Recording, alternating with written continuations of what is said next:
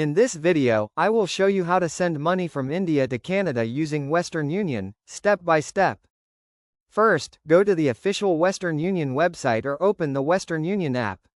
Log into your account, or create a new one using your personal details, a valid ID, and a verified email address.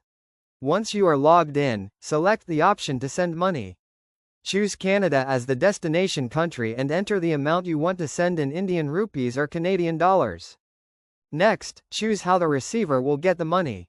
In Canada, this usually includes bank deposit or cash pickup at a Western Union location.